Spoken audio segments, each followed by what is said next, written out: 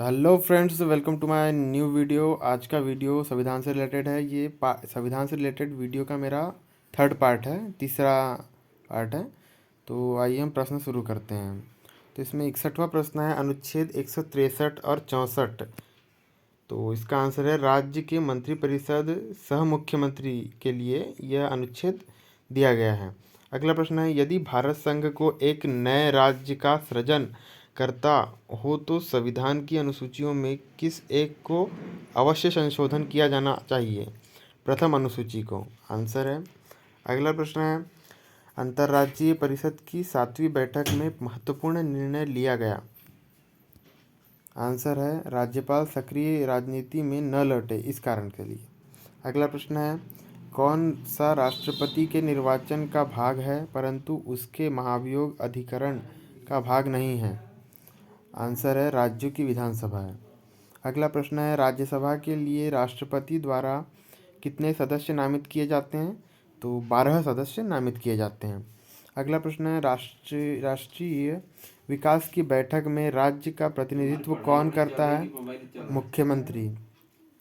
अगला प्रश्न है, वर्तमान लोकसभा में प्रत्येक राज्य के स्थानों को आवंटन किया किस पर आधारित है? उत्तर है 1971 की जनगणना पर आधारित है। अगला प्रश्न है, लोकसभा का अस्थायी अध्यक्ष प्रोटेम स्पीकर किसके द्वारा नियुक्त किया जाता है? तो राष्ट्रपति द्वारा नियुक्त किया जाता है। अगला प्रश्न है, विधानसभा का सत्र वर्ष में कम से कम कितनी बार आहूत किया जाना आवश्यक है? तो 2 बार आहूत किया जाना आवश्यक है। अगला प्रश्न है, संविधान का कौन सा अनुच्छेद संघ लोक सेवा आयोग से संबंधित है? तो जो 315वां अनुच्छेद है वो संघ लोक सेवा आयोग से संबंधित है। अगला प्रश्न है, 31वां संशोधन 1974 क्या कहता है? तो इसका आंसर है, लोकसभा की अधिकतम सदस्य संख्या 547 निश्चित की गई है। इनमें से 545 निर्वाचित व 2 राष्ट्रपति द्वारा मनोनीत होंगे। अगला प्रश्न है, राष्ट्रपति के चुनाव में विवाद होने पर किसकी सलाह ली जाती है? तो उत्तर है, लोकसभा अध्यक्ष की सलाह ली जाती है। अगला प्रश्न है, संविधान के किस भाग में नीति निर्देशक तत्वों का उल्लेख किया गया है? तो संविधान के भाग 4 में नीति निर्देशक तत्वों का उल्लेख किया गया है। अगला प्रश्न है, कौन ऐसे राष्ट्रपति निर्वाचित हुए थे जिन्होंने कांग्रेस का स्पष्ट बहुमत होते हुए भी निर्दलीय उम्मीदवार के रूप में चुनाव में सफलता प्राप्त की? तो इसका आंसर है वीवी गिरी। यह प्रथम राष्ट्रपति थे जिन्होंने कांग्रेस का स्पष्ट बहुमत होते हुए भी निर्दलीय उम्मीदवार के रूप में चुनाव में सफलता प्राप्त की थी। अगला प्रश्न है, भारत के कौन से प्रधानमंत्री राज्यसभा के सदस्य रहे हैं?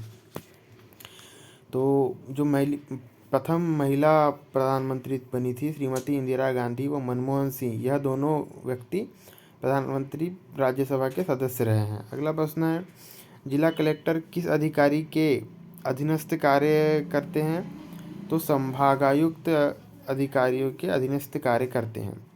अगला प्रश्न है, भारतीय संघ के से किस राज्य को पृथक होने को प्रतिबंधित किया गया है? तो संविधान के 16वें संशोधन 1963 द्वारा।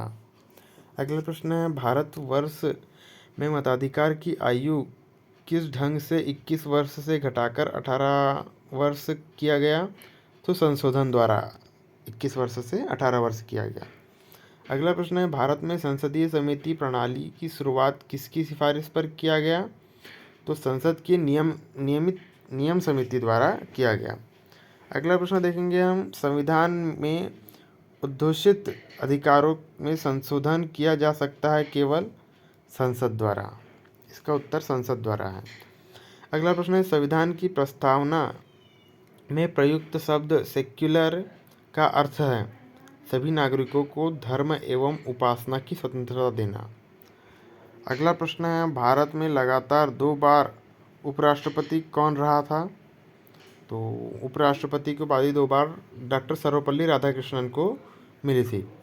अगला प्रश्न है, संविधान के अनुसार लोक सेवा आयोग के कृत्य सरकार के लिए हैं सलाहकारी। जो लोक सेवा आयोग के जो कृत्य हैं वह सरकार के लिए सलाहकारी का काम करते हैं। अगला प्रश्न है, भारत के किस उच्च न्यायालय में न्यायाधीशों की संख्या सबसे कम है? तो जो सिक्किम उच्च न्यायालय है वहाँ पर न्यायाधीशों की संख्या सबसे कम है उच्चतम न्यायालय में। अगला प्रश्न है योजना आयोग। योजना आयोग से संबंधित प्रश्न है। यह स्वशासित निगम है। योजना आयोग एक स्वशासित निगम है। अगला प्रश्न है राज्यपाल सोने के पिंजरे में निवास करने वाली चिड़िया के समतुल्य है। यह किसका कथन है? तो इसका उत्तर है सरोजिनी नायडू का कथन है। यह इसलिए कहा सरोजिनी नायडू ने क्योंकि राज्यपाल सोने की पिंजरी में निवास करने वाली चिड़िया के समतुल्य ही है, क्योंकि वह एक राज्य का पदाधिकारी होता है और मुख्यमंत्री से बड़ा पद का जिम्मेदार होता है। अगला प्रश्न है अविश्वास प्रस्ताव के कारण सर्वप्रथम किस प्रधानमंत्री को अपने पद से त्यागपत्र देना पड़ा? तो उत्तर है मोरारजी लाल देसाई। अगला प्रश्न है उत्तर प्रदेश के बाद सबसे अधिक संसदीय क्षेत्र किस राज्य में है? तो महाराष्ट्र राज्य में है। इसका उत्तर महाराष्ट्र है। अगला प्रश्न है किस राज्य विधानसभा के सदस्यों की न्यूनतम संख्या कितनी हो सकती है? तो किसी राज्यसभा के विधानसभा सदस्यों की न्यूनतम संख्या 60 हो सकती है, 60। अगला और अंतिम प्रश्न है 26 जनवरी 1950 को भारतीय संविधान लागू हुआ के तहत इसके तहत संविधान में कितने अनुच्छेद जोड़े गए थे? तो इसके तहत संविधान में 395 अनुच्छेद जोड़े गए थे और मूल संविधान में 12 अनुसूचियाँ और 8 भाग में परिवर्तित है।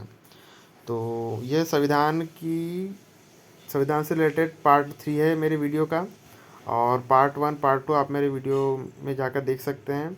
और ऐसी वीडियो देखने के लिए मेरे चैनल को सब्सक्राइब कीजिए, लाइक कीजिए। धन्यवाद।